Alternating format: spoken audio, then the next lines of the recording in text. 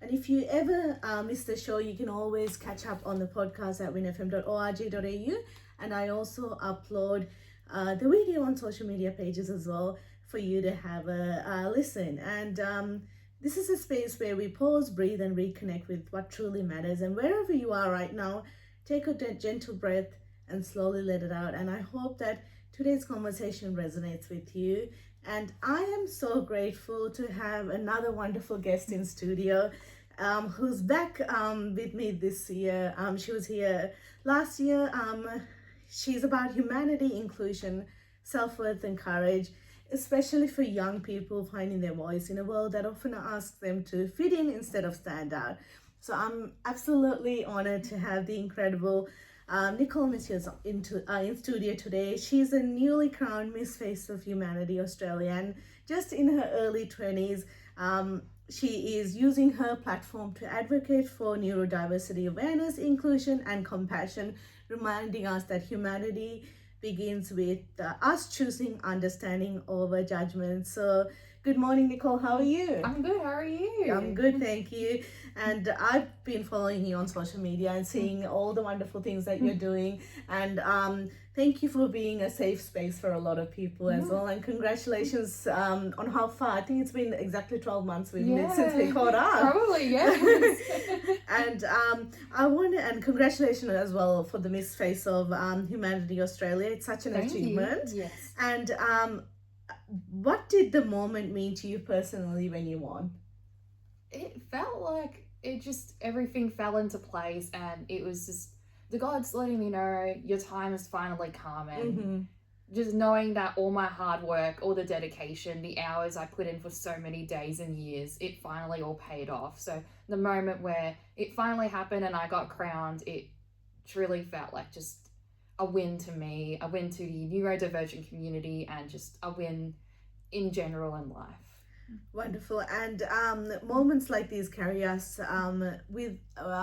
through the unseen effort that we put behind the scene, the quiet doubt and the quiet perseverance. And it's powerful to acknowledge the journey that you've had when you do get crowned. So congratulations again. You're in your early 20s. Yes. And that's the time when I remember, that was nearly a decade ago for me, when I was trying to figure out my life and see where it's going to take me. But you are using your space not only for yourself, but also to uplift other people. So did you always believe this was possible for you? This is where you're going to be in your early 20s? No.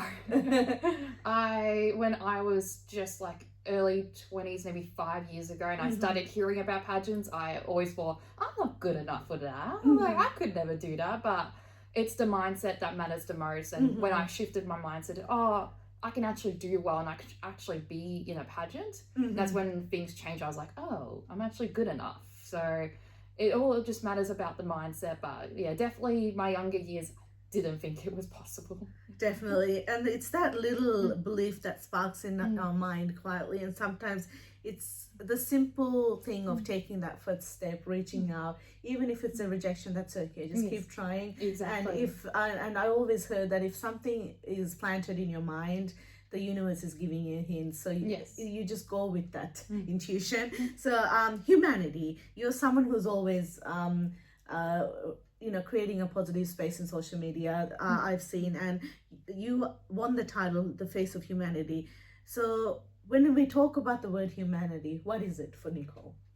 It's being that change maker, and that's a big motto for our International Miss Face of Humanity pageant, is being that change maker to the world. For me, that change maker is essentially bringing in more awareness to the neurodivergent community, as without that awareness, without the ways that we can make the world more understanding, more aware, and more accepting for us, we basically wouldn't be able to fit in, and that's where there's no change evolved, and that's essentially how humanity fits in for me. Wonderful. And humanity lives in empathy, and it's how we treat people when no one is watching us. And I work in the well-being space with secondary school students, and especially with our neurodivergent children. It's so important they have people to look up to and aspire to say that any challenges that you have, it is something that you can overcome with support, and it can uplift you and bring you into a positive life journey. And I want to talk about your advocacy, your passionate advocacy for neurodiversity.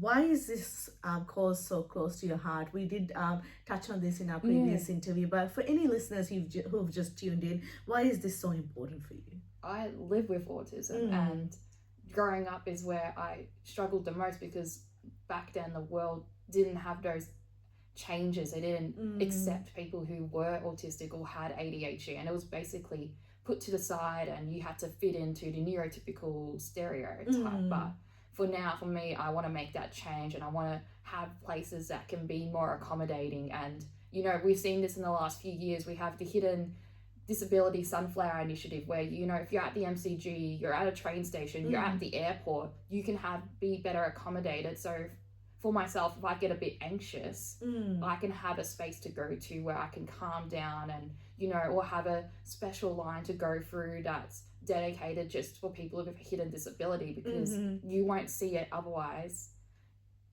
if it's just a normal day. But to have people and have spaces where they're aware and they can accommodate in times of need, that's what matters most. Wonderful. And advocacy often is born from lived experience and shared through love, and it's beautiful that you are speaking up, voicing out to create generational change. And there is so much more that we can do to create a safe space for everyone, so they can live life to the best that they can without the society putting all the challenge and stigma, I guess. And what is one misconception about neurodiversity you wish people would unlearn? It's that it doesn't have a look, and it doesn't have to fit into a certain type, or just because it's not seen most of the time doesn't mean I'm not actually autistic. Every person is different and unique, and that's why autism is called a snowflake disability, because every person with it is so unique in their own way. So it's important to listen to the person, understand, and just be accepting of what they need and how you can accommodate for them as well. And differences is not a deficiency, it's actually diversity in action, and we need people who are different to create space for them to grow as well. And from your perspective, how can school, workplaces, and community better support people with neurodivergent differences, or individuals, I guess? Be a part of the Hidden Disability Sunflower Initiative. I think that's the hugest thing, because it not only helps people who are neurodivergent or have like a hidden disability or a hidden illness, it also allows for everyone else to learn and be aware, because it's giving that training. And by a staff member who may be neurotypical wearing a little pin that says I support the Hidden Disability Sunflower, it will help people who just may come into the airport, say, and they'll feel more accepted and more able to communicate. Or in the other case, maybe the worker sees the hidden sunflower lanyard, and they're like, we'll help you out. And there's no questions. I don't have to go and be like, I have autism, I'm stressed, I'm having anxiety. It'll just be like, hey, do you need a hand? So that's the most important thing, is just bringing that in, getting that awareness, getting everyone just trained is so important.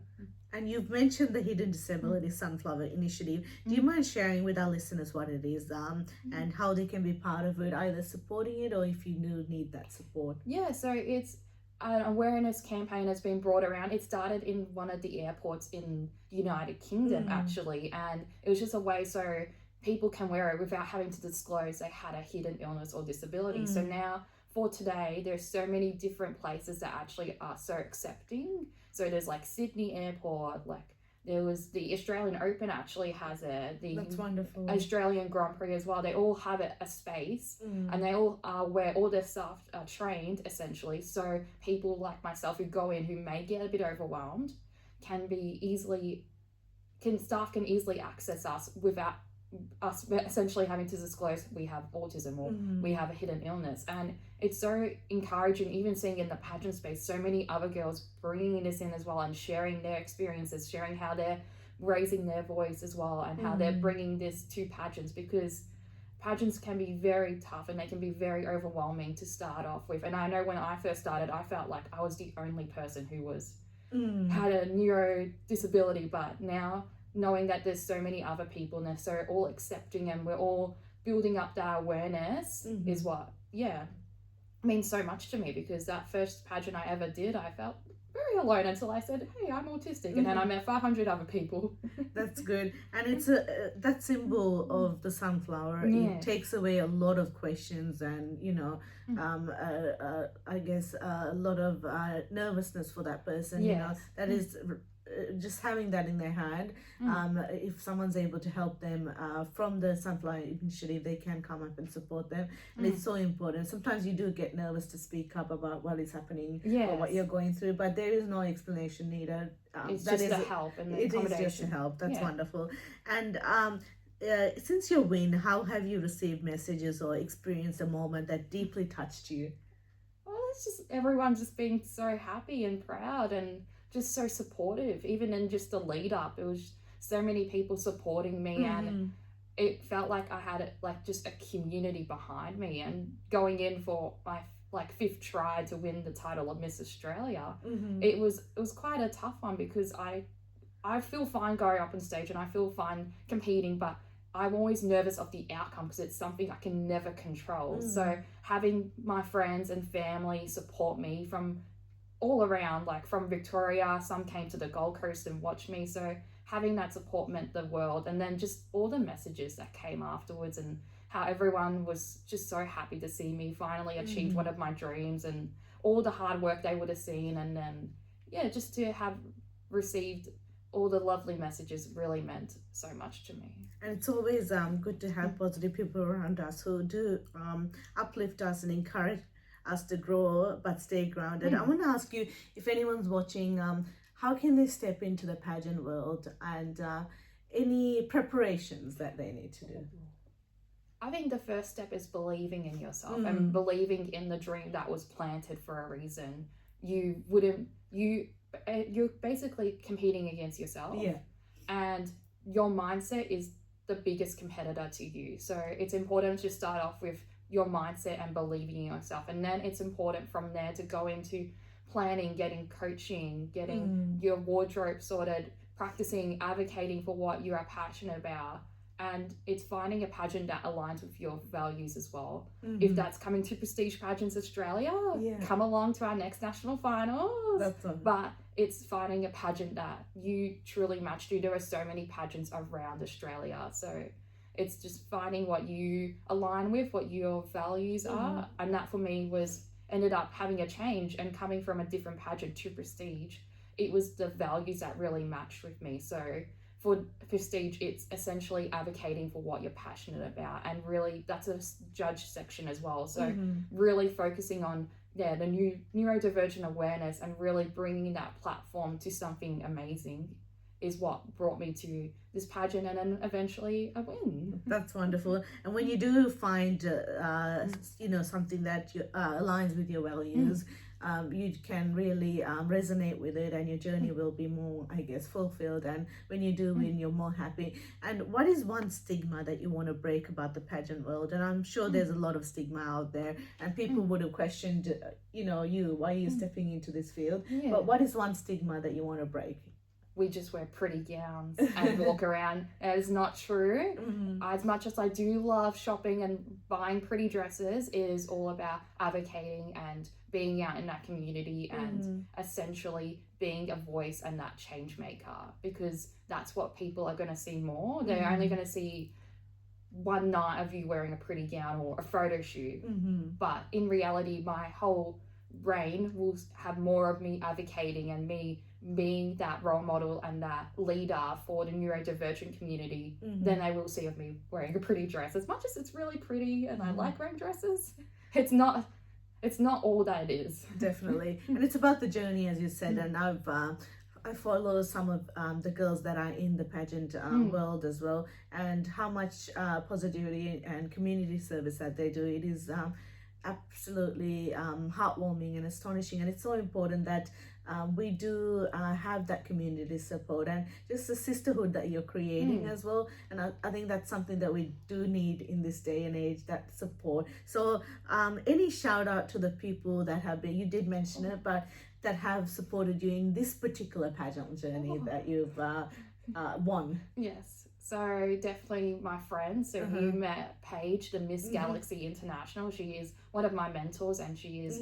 like literally like a pageant sister to me. I have my best friends, you know, Skylar, Phoebe, all of them. They truly mean the world to me. My directors, Emily and Danica, they truly supported me within the change to come to Prestige and just guided me, especially coming from a pageant that I was so focused on and having that change. They just supported me so much.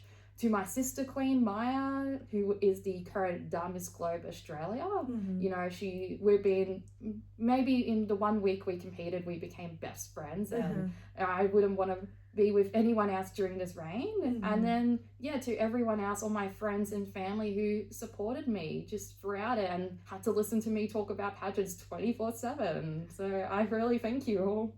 That's wonderful, and it's so good that you do have that positive, supportive people who do, you know, uplift you. I mean, I want to talk about how do you handle your everyday life while preparing for pageant, and how do you look after your mental health and well-being and stay grounded? There's a lot that goes into not having a busy life and preparing for a pageant. I work full-time, I have dancing, singing, I want to have time with family, and then pageants on top of that. It is a lot, but I always make sure to plan ahead and just get on top of it from the beginning. For me, I might not be going overseas for internationals till 2027, but it's now that I'm preparing and making sure I get on top of the little things. Yeah. So then when it comes time for me to go internationals, I'm already ready to go. And I plan with my schedule as well. So if Tuesday nights is dancing, then Tuesday nights is dancing nights. But I'll make Wednesday night pageant night. So I just plan my schedule and my week. So I'm making sure I'm not double booking myself, but I'm also allowing for any rest time, sleeping, you know, anything like that, where I can just recover, regenerate my mind, and then come back in the next day. And it's just tackling one day at a time and making sure that you do.